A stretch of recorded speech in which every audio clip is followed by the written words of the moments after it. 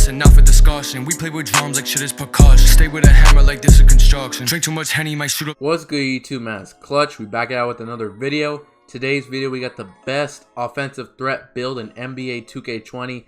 Now you guys know, offensive threat, one of the most common builds in NBA 2K20. If not the most common point guard build, you guys know the top three are probably going to be the offensive threat, the playmaking shot creator, and the slashing playmaker. So we're making a very common point guard build right here. It's a very nice build. There's a couple different ways you can actually make this build, and of course you guys know how I do in my videos. I like to show you guys the best way to make it. And also, I just want to state this again, if you have any nice builds you guys want me to make a video on, send me the screenshots of the build on Twitter or Instagram. My links are in the description, and I'll make sure to shout you out. You know what I'm saying? I need some good builds to make videos on, so if you guys can help me out, make sure you guys send me them on Instagram or Twitter. But now we're to get straight into this offensive threat build. Now you guys know, an offensive threat, you can either make this build a shooting guard or a point guard. Now me personally, I actually do recommend you make this build a point guard instead of a shooting guard, and for the simple fact is that at point guard you get a few extra badges, and a shooting guard you're actually losing some badges. So why would you want to lose badges on your build? And it's pretty much the exact same thing. So make it a point guard, and this other stuff is personal preference. Okay, now pie charts. With an offensive threat, there's two pie charts you can actually use to make this build. The first one is the slashing and shooting one. This is actually a really nice pie chart because you're going to be able to get contact dunks as when you hit 99 overall. You have great shooting, playmaking is good, defense is pretty good. That's a nice pie chart. The second pie chart you can make to make this offensive threat build is actually going to be this one. This is also a very nice one because you're going to have a little bit better playmaking. Shooting still there. The finishing's a little bit not as good. I think the defense is a little bit better. But out of these two pie charts, I'm actually going to recommend you pick this one right here. And for the simple fact that this one's going to get some more badges. It's going to have good shooting. Playmaking is still going to be good, but you're going to have contact dunk ability. So I think you're better off picking this one, in my opinion. So make sure you guys do pick this one. Okay, now physical profile. There's a couple physical profiles I would recommend. Actually, there's only two I'd recommend. So I'd only recommend you pick the top one or this one. Now, with this build, 88 speed. We're gonna make the build pretty short, so you're not even gonna have a 90 speed. So honestly, I'm gonna recommend you pick this pie chart. Look at the speed difference. 84 speed to an 88 speed. Not a big difference, but look at the vertical. 78 vertical to a 91 vertical. That's a huge difference. That's a 13-point difference. I really do recommend you pick this pie chart for the better vertical. Speed's not too big of a difference, but like I said, you want this one, go ahead. Okay, now attributes. Make sure you guys do it just like this for the most badges possible. We are going to max out our first three stats. So close shot, driving layup, and driving dunk. Okay, so you get 15 finishing badges, which is pretty good.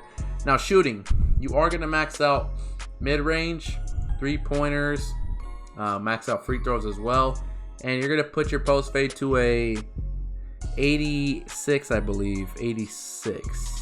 Yeah, 86, just like that.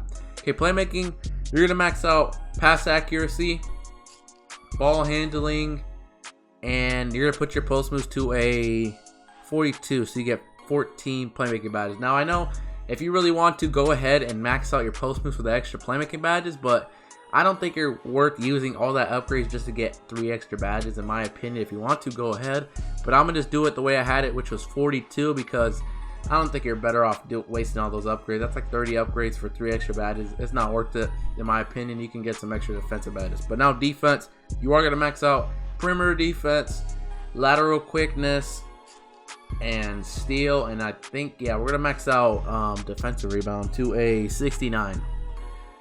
And you guys can see, here's the build. You had a total of 15 finishing, 20 shooting, 14 playmaking, and 8 defensive rebounding. You can add that up. That's a total of 57 badges for this offensive threat build. That's a lot of badges for a guard build in general. This is going to be a really good build. Like I said, great finishing, good shooting, can dribble the ball, and great defense. This is a really well-rounded build in my opinion. Now we're to get straight into it. Now body shape does not matter. Since it's a guard, I would just probably pick define, but like I said, do whatever you want to do. Now height, just since we didn't pick the playmaking and shooting pie chart, you guys see our ball handling is still good, but if you want to be able to speed boost, you're gonna have to make the build a little bit shorter. So you actually have to make the build 6'2" if you want to speed boost off rip. meaning you don't have to worry about hitting 99 overall before you can speed boost. This build to be able to speed boost off rip as soon as you max out your ball handling. And 6'2 is a good height. You are kind of a little bit on the shorter side, but you're not super short. You have an 85 speed, 92 vertical. If you pick the all speed pie chart, you get an 89 speed, which, I mean, it's not too big of a difference in my opinion. So make sure you guys do 6'2". Okay, now weight. I would do lowest weight because 6'2", it can go down to 165 for the extra vertical and acceleration. But let me just look real quick. So, if you want that 95 vertical, go ahead and do lowest weight. But, you know, I was going to plan on putting weight on it, but I think I'm just going to lower it all the way for the 95 vertical and the better acceleration.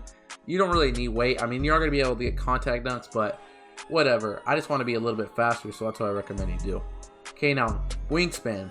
Without a question, you're 6'2".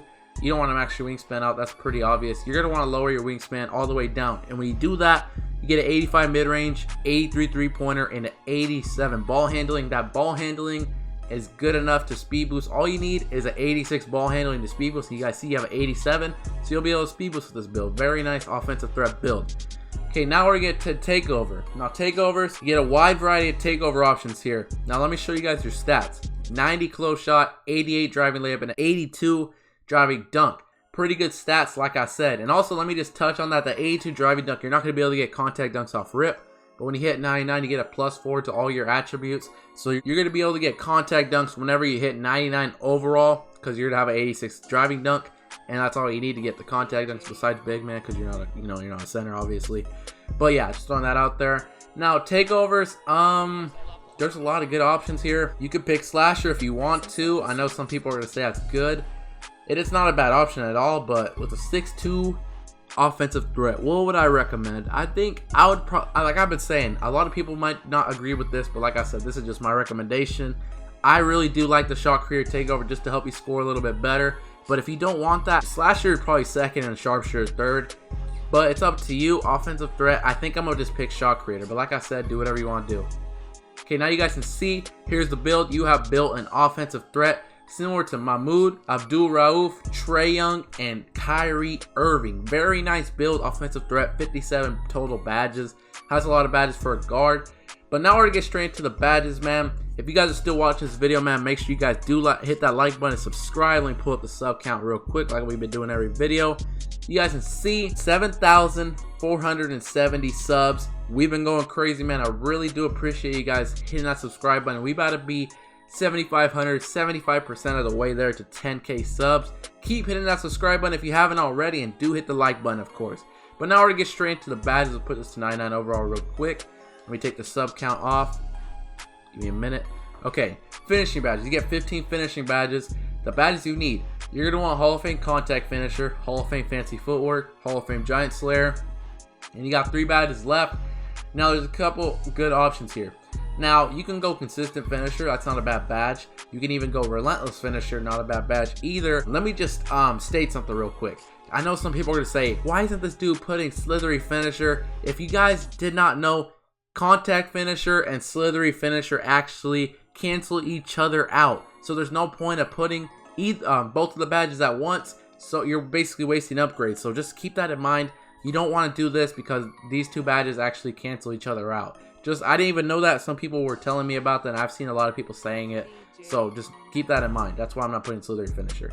Now, I do recommend Gold Acrobat. And the reason why I'm saying Gold Acrobat over the other badges is because you got to keep in mind, you're only 6'2". You're going to tend to get blocked a lot driving in the paint since you're so short. And if you are driving the paint doing a layup, you're going to want to do some hop step, Euro step type of layup. And obviously Acrobat and Fancy Footwork are going to help you out doing those type of extra little layups so you don't get blocked. Because you're 6'2". If you go up with the normal layup, you're going to get blocked pretty much. So that's what I recommend for finishing.